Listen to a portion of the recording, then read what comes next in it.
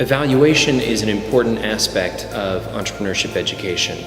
There have been several tools that have been developed, one of which is extremely important, which you can find the link here. It's asteeproject.eu, A-S-T-E-E project.eu. And there you will find a questionnaire which can be used for higher education students. It's also one for primary school students and high school students.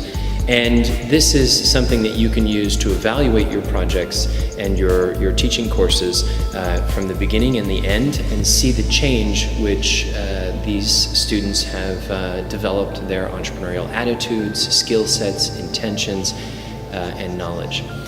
It is extremely important that we use good practices in evaluating our programs. ASTE was developed by a European Commission funded project with academics from many different countries, and it's a resource that you can use.